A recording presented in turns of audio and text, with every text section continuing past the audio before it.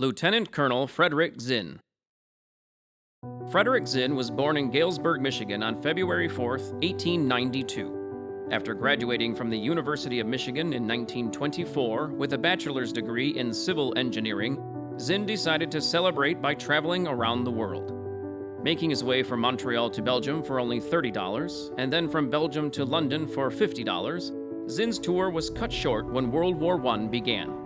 Acting on what he said he was told was absolute certain information that the war would be over in 9 months, Zinn crossed the English Channel to France and enlisted in the French Foreign Legion on August 24, 1914, as one of the first 42 American volunteers.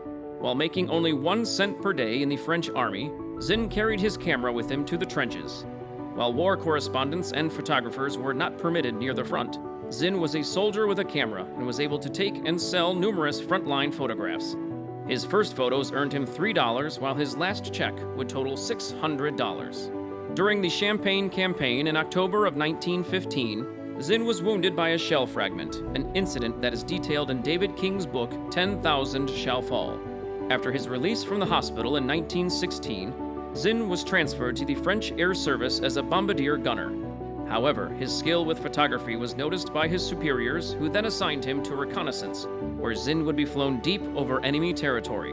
In October of 1917, Sergeant Zinn left the French Air Service to become one of the earliest Lafayette Flying Corps members to transition to the U.S. Army Air Service, becoming the first American aviation combat photographer.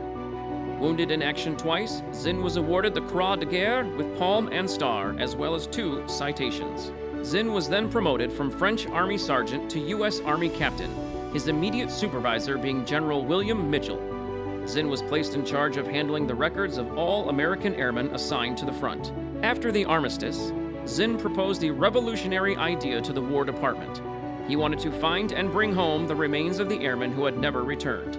Over the next 6 months, as chief of the American mission for locating airmen who had fallen behind enemy lines, Zinn used his knowledge of squadron records and combat reports to locate and identify the remains of 70 of the 150 American flyers listed as missing in action. The most notable of those being Quentin Roosevelt, the son of former President Theodore Roosevelt. During World War II, Zinn created the Missing Aircrew Report System, used to recover the remains of hundreds of airmen during World War II, and is still in use today.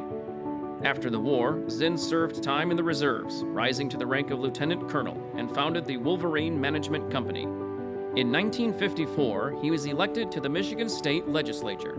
When Zinn died in 1960, the Lafayette Escadrille staged its first reunion air show at Kellogg Regional Airfield in his honor. For his service to our nation, his dedication and contributions to aerial combat photography, and for pioneering efforts to search for American pilots missing in action, Frederick Zinn is inducted into the Michigan Aviation Hall of Fame.